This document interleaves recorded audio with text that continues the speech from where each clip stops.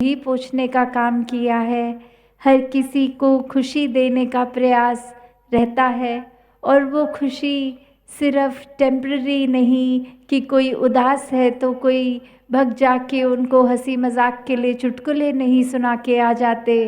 भक्त तो ये समझाते हैं कि ये खुशी के पलों ने भी जीवन में आना है और उदास करने वाले पलों ने भी आना है। तो ऐसी कौन सी चीज़ का एक भागीदारी कर लो, एक ऐसी चीज़ को, इस राम रतन धन को हासिल कर लो, क्योंकि ये ऐसा धन है जिसने फिर हर किसी दुनियावी रंग को फीका कर देना है। ये दुख सुख की बात फिर एक भक्त के जीवन में नहीं रहती, क्योंकि भक्त हर समय ही इस परमात्मा में चूर रहता है। और भक्त हमेशा ये जानते हैं कि ये आत्मा का जो एक जीवन है वो एक शारीरिक जीवन से ज़्यादा है। शरीर की पीड़ा, शरीर का सुख तो कुछ समय ही रहेगा जब तक ये जीवन है, पर इस आत्मा ने कहाँ से उपज ली। एक जीते जी इस शरीर को अगर घर बनाया तो क्या फिर एक एक्सपेक्टेशन हो जाती है ब्रह्म ज्ञानी कि ये आत्मा को पहले पहचान हो इस परमात्मा की, फिर सब में ही एक परमात्मा नज़र आने लगेगा। एक हर एक के साथ प्यार, एकत्व, एक सद्भावना, एक समदृष्टि वाला नज़रिया बनेगा। फिर संसार में चैन, अमन, सुकून, अमन, एकता का एक जीता जागता नमूना ये इंसान बन जाएगा। तो भक्तों को तो हमेशा पता होता है कि एक संसार में आए हैं तो अपने एक कर्तव्यों से भी पीछा नहीं छुड़ाना। कुछ बात अगर जहाँ कहीं परिवार का एक पालन पोषण की हो, या एक स्टूडेंट हों, कुछ अन्य कारोबार करते हों, नौकरी करते हों, तो कैसे ये सब चीज़ें तो एक साधन रूप जहाँ चलता जाता है। भक्त कभी भी इस दुनिया से अपने आप को कट ऑफ नहीं करता कि हम तो 24 घंटे बस भक्ति करेंगे और कुछ कार्य अन्य नहीं करेंगे। तो भक्तों का नज़रिया अलग होता है। भक्त जानते हैं कि गृहस्थ में ही रहकर भक्ति की जा सकती है। ये सारे कर्तव्यों को जब पूरा कर रहे हैं, वो पूरा करते समय हर पल, अगर हर सांस के साथ ही इस परमात्मा का एहसास हो तो कोई अलग समय निर्धारित नहीं करना पड़ेगा इस भक्ति को करने के लिए। हर सांस के साथ ही ये सुमिरन हो सकता है, ये भक्ति हो सकती है। किस तरह संतों ने युगों युगों से यही सिखाया कि इस सच्चाई, इस सत्य, इस निराकार, इस परमात्मा के साथ जुड़ जाओ,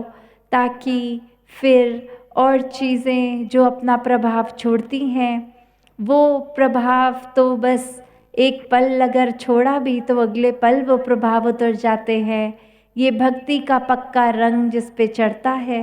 वो फिर हर समय इस सत्य के साथ जुड़ गए, और ये ऐसा सत्य जो समय के साथ बदलता नहीं, घटता बढ़ता नहीं, कम ज़्यादा नहीं होता, ये हर समय हर जगह पूर्णता से ही रहता है। तो जब इसकी समझ आ गई तो जीवन का हर पल फिर एक मुबारक पल बन जाता है। बहुत ही जीवन में फिर जो आत्मा की तड़प थी वो जीते जी समझ जाती है कि जब तक इस शरीर में है, इस शरीर से एक परोपकारी काम ही लेना है। सिर्फ एक अपने एक सेल्फिश होके सिर्फ अपने ऊपर ही नहीं हर काम करना, एक संसार पूरे के लिए अपना योगदान देना है। तो फिर ये जिस समय भी, क्योंकि इन श्वासों का तो पता नहीं, किसी की बाल अवस्था में ही चली जाती हैं, किसी की जवानी में, किसी बुढ़ापे में,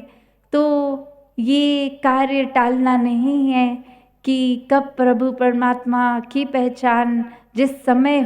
कर सके, जो अभी भी एक पल है, इसमें में भी किया जा सकता है। और ये काम अगर टाल देंगे तो जो मुख्य उद्देश्य इस मानवीय योनि का कि अपनी असली पहचान करनी है, और असली पहचान तभी संभव है जब प्रभु परमात्मा की पहचान हो, क्योंकि ये आत्मा इसी का अंश है जो हर एक में है। तो किस तरह फिर जीने के बाद जब भी श्वास खत्म हो तो इस आत्मा ने कहाँ जाना है उसको पता हो, और यही मुक्ति होती है। हर एक वेद में ये सैल्वेशन, मुक्ति की बात करी जाती है, और वो सिर्फ बात ही नहीं, उसको पाने का ज़रिया हर ग्रंथ बताता है कि किस तरह इस पूर्ण सच्चाई, इस निराकार के साथ जुड़कर इस आत्मा को जब परमात्मा का बोध हो जाए तो ही प्राप्त कर सकते हैं। और भक्त तो फिर जीते जी ही मुक्त हो जाते हैं, और जीने के बाद भी ये मुक्ति हासिल होती है, इस आत्मा की भटकन दूर हो जाती है। वरना ये आत्मा तो, अगर जैसे उदाहरण के साथ बात समझें तो अगर एक पानी के ग्लास हो तो वो पानी उस समय उस ग्लास की शेप का है, उसका वो आकार वैसा है, तो उस पानी ने अपने आप को ग्लास समझ लिया। और वही पानी जब किसी बोतल में डाल दिया जाए तो वो पानी ने अपना एक आकार बोतल जैसा अपने आप को बोतल मान लिया। तो उसी तरह अगर देखें कि आत्मा पहले तो ये कोई भी योनि में, कभी कुत्ता, कभी कुछ भी जानवर, कभी पेड़, कभी ऐसे बदलते हुए हर एक में अपने आप को वही सच्चाई मान बैठी, जबकि ये तो सिर्फ शरीर मात्र एक रहा, और अब मनुष्य के शरीर में जो हैं वो अपने आप को फिर ये ही तन मान रहे हैं, ये मनुष्य के मन को ही मन मान रहे हैं, जबकि इस आत्मा का तो ये असली पहचान ही ये परमात्मा है। तो वो पानी को अपने आप उस पात्र, उस शरीर तक नहीं सीमित रखना। इस पानी की असली पहचान तो ये सागर, ये जिसकी सीमा इतना विशाल है, ये तो उसी तरह ये आत्मा इस ना कभी ख़त्म होने वाली सच्चाई का हिस्सा है। अपने आप को छोटे दायरे में ये समझ के फिर तड़पती है, फिर इस आत्मा को भुलेखे हो जाते हैं, भ्रांति हो जाती है, अंधविश्वासों में पड़ जाती है। तो तभी भक्त हमेशा समझाते हैं कि इस आत्मा का जीते जी एक बंधन मुक्त हो सकता है, और वो ब्रह्म ज्ञान द्वारा ही होता है। तो इसलिए आज भी सत्संग में जो बार बार संत समझाते गए कि एक इंसान तो अच्छा बनना ही है, क्योंकि इंसान के शरीर में है तो वो एक्सपेक्टेशन भी इंसानिय गुणों की होनी है, पर ये गुण कुछ सीखे सिखाए गुण ना हो। ये तो जीते जी हर श्वास में अच्छाई करने का इस शरीर से काम ले पाएंगे जब ये शरीर, ये आत्मा परोपकार में लगी हो, इस निराकार के रंग में रंगी हो, इसके साथ जुड़ी हो। तो कैसे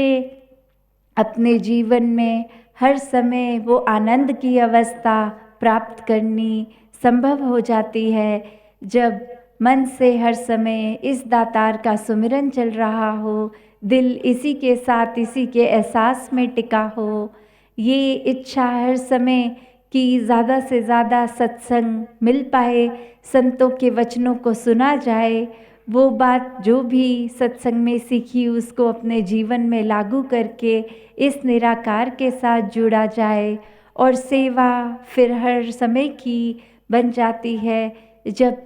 कभी भी एक दिल से इस निराकार के साथ जुड़कर वो भाव आए कि पूरा संसार अपना है, किसी से नफ़रत नहीं करनी, हर किसी के लिए जिस तरह भी जो भी कंट्रीब्यूशन कर पाएँ उसको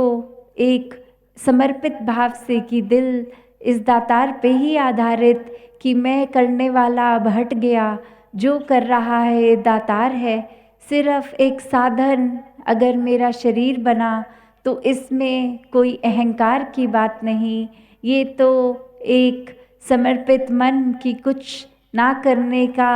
एक अगर अब हमारे ऊपर है तो कुछ करने के काबिल नहीं है, और ये दातार ये परमात्मा ही करवा रहा है तो कुछ हो रहा है। तो जब ऐसे भाव होते हैं तो फिर ये सेवा भी एक पूर्णता से की जा सकती है, एक सही उद्देश्य से की जाती है। तो दातार कृपा करे कि हर किसी के जीवन में जहाँ सिर्फ ये परमात्मा का वास और गहरा और प्रबल होता जाए, वहीं सेवा सिमरन और सत्संग का पहलू कि अपने मन को ये सब अंधविश्वासों से भरम भुलेकों से हटा के सिर्फ और सिर्फ जब इस सच्चाई से जोड़ते हैं तो सब भ्रांतियाँ मिट जाती हैं। सब कुछ अब जैसे सूरज होता है ये पता होता है, तो उसकी पहचान यही कि सूरज की रोशनी से सब कुछ साफ साफ दिखता है, और अंधेरा होते ही